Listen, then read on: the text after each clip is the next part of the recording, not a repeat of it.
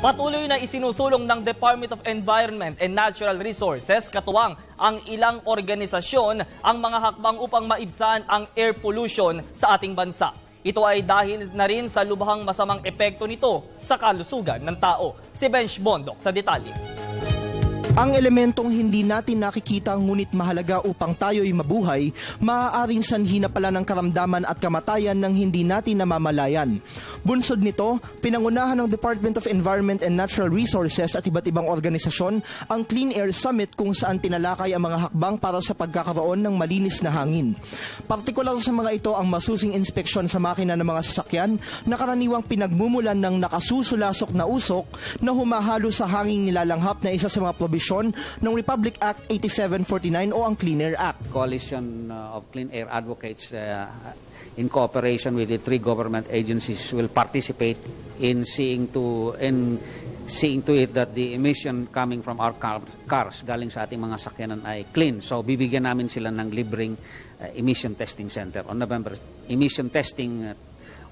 17. Kaugnay nito, patuloy naman ang mga hakbang ng DENR upang mapababa ang total suspended particulates o ang dami ng dumi sa hangin. May mga pronouncements si Secretary. In fact, ito ay naipresenta na niya sa Climate Change Cabinet Cluster bilang bahagi ng roadmap.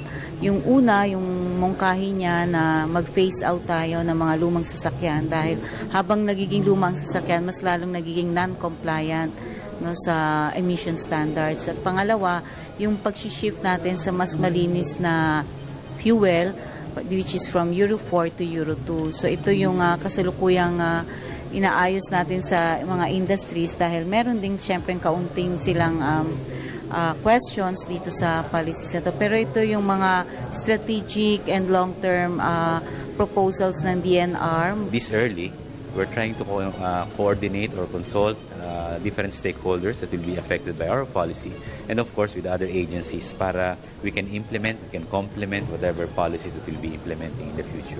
Nitong Agosto, inaprobahan ng National Economic and Development Authority o NEDA ang paglalabas ng nasa 20 bilyong pisong pondo para sa pagtatayo ng mga motor vehicle inspection system centers sa ilalim ng public-private partnership na papalit sa mga emission testing centers.